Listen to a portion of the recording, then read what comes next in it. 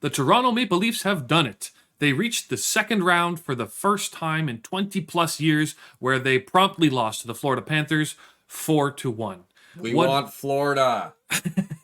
what does this mean for the Toronto Maple Leafs moving forward for this year? Was it a success? Was it a failure? We're going to break it down. We're going to talk about it, and we're going to be as unbiased as possible. Well, after a season where they finished fourth in the league in points, they somehow managed to get past Tampa Bay, who was technically in the league as a whole 13th, and then lost to the 17 seed Florida Panthers. Now, the Panthers definitely underperformed all year, no doubt about that. But at the same time, is this a success because they got further than they ever have, or is it a letdown because they expected more? We're going to look into that a little bit, and I think the first place to look is how each player performed in the playoffs. And Mitch Marner clearly leading the team here with 14 points over 11 games. A lot of these points, I will say, and we don't have the breakdown in front of us, took place in the first series. To be honest, the team as a whole didn't perform points-wise well in the Florida series at all. I don't think they got past 2-3 goals in a single game. But in any event, what does this mean? How does this stack up? Is this what's expected? And if I'm being completely honest, I don't think this is enough of a team with superstars like Mitch Marner and Austin Matthews. Tavares is included in that, and Nylander as well. I know they're at about a point per game, but playoff players play bigger in the playoffs. Playoff players take over in the playoffs. Championship players do that. And it's starting to become a point where I don't know if you can blame their youth for not being able to reach that mark anymore. And I'm not too sure where they go from here. What about them goalies? Them goalies. What goalies? That's the real key here. You signed Matt Murray, who we knew was a complete liability in health-wise. And that's coming, in all honesty, from a Penguins fan who had Matt Murray carry us to a championship. If I'm being honest, I think Matt Murray is pretty weak between the ears. I think he's got problems with confidence, and he's constantly injured. I didn't like the signing to begin with. I like the Samsonov signing, but Samsonov is Samsonov. He's a 1B goalie who's not going to win a cup. And Joseph Woll played fantastic. I think Joseph Woll gave them a chance. He came up from the AHL, played great, did what he had to do, 2.43 GAA, and getting thrown into the playoffs in a high-intensity environment. And I think he did just fine, if I'm being completely honest with you. I think he is the goalie of the future. But is it too late? That's the question. And if we go back into the couple seasons past, as I mentioned, there's you have to start thinking, yeah, okay, these guys are young, but you look year after year and wonder to yourself why they just can't find a way to perform in the playoffs. We'll use this sample size here from 2018-19 season all the way to 22-23. And the reason we do that is because that's the term that Dubas has been in charge as the GM of the Leafs. And you see they constantly finish pretty well in the regular season. Third in the Atlantic, first in the North, second in the Atlantic, and then just fizzle out in the playoffs. First round, second round. There comes a point where you have to ask yourself, are these players, or is the way this team is being run built for the regular season, or is it built for the playoffs? Because as somebody who used to compete in sports, there is a difference when the playoffs come, when the season is on the line. We're not playing checkers anymore. We're playing chess. And to me, it seems like the Leafs are a checkers-based team. Now, who put them together? We have to look at Dubas as the next step there.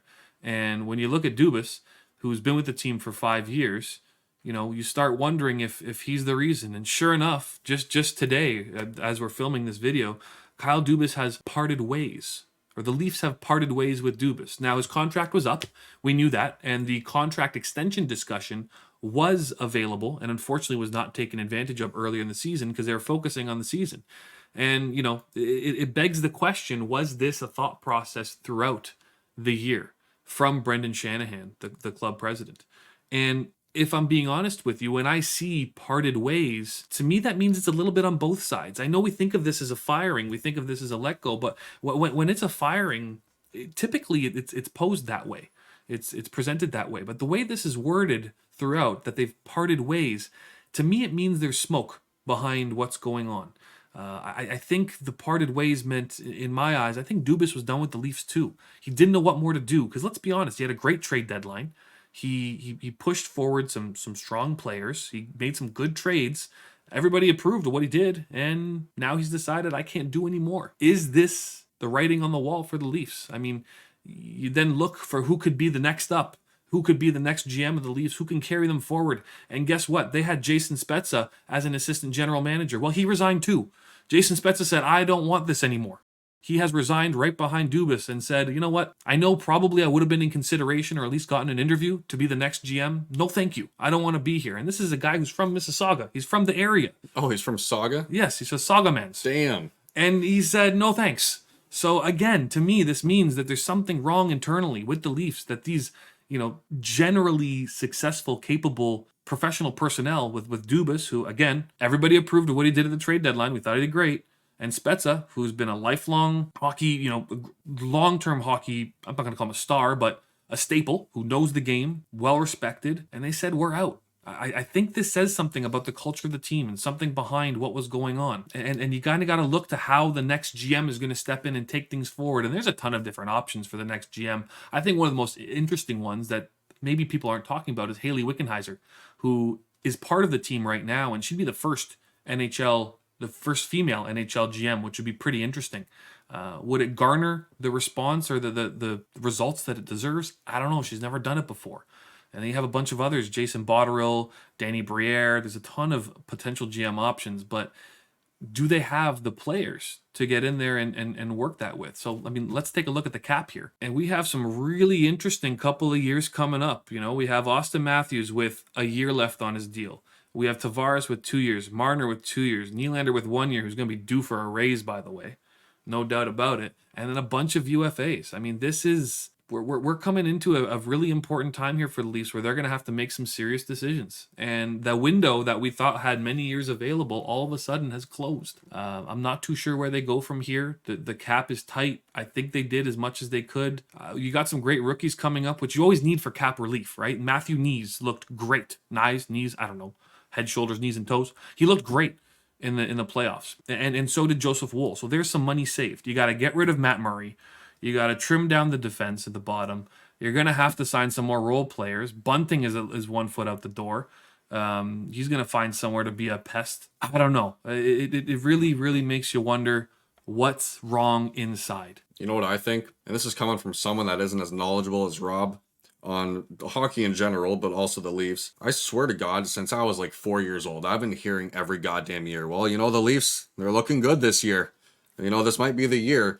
And for my 25 years on planet Earth, the Leafs haven't done anything except get to the second round. You know what I think? I think you blow it all up. I think you just start over.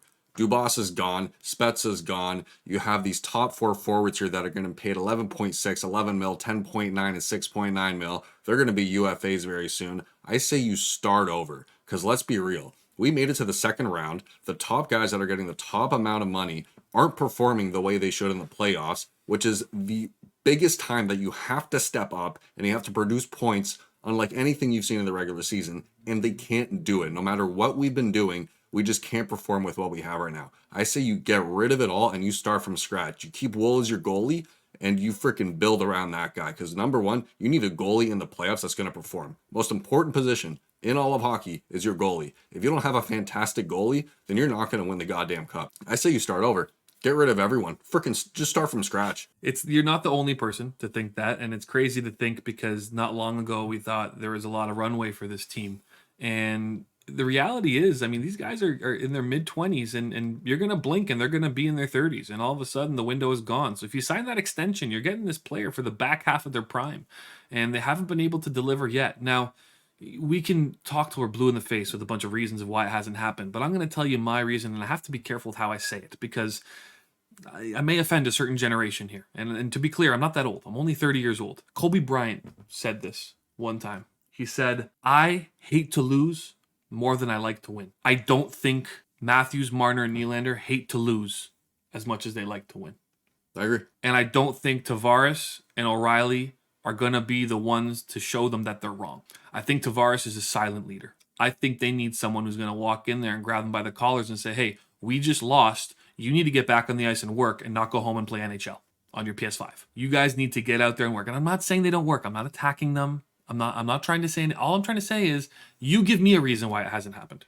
You tell me why they haven't figured it out. You tell me why in so many seasons they haven't been able to get any bit further into the playoffs, whenever year they finish 4th in the league in points, 4th in the league, and you lose in the second round. You tell me why it's not there. At some point, they're skilled. They're clearly skilled. So is it character? Is it personality? Is it chemistry? Do they care enough? I know they care. They go on the ice. They work their butts off. They're great players. I get it. I know they care, but do they care? Because you got to compare these guys to the likes of former Cup winners. We're talking Sidney Crosby. We're talking Alex Ovechkin.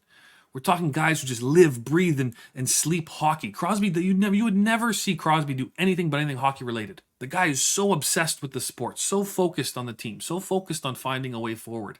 I just don't know if Matthews and Marner and Nylander have that kind of mentality. I think they're just young guys who enjoy it. They're good at it, but they will never go above and beyond and treat it like a job. And I think that's what it comes down to. But what do I know? I've never played hockey before. That's just what I'm looking at from the outside in. But I think it's something you have to look at because after this long, something's got to change.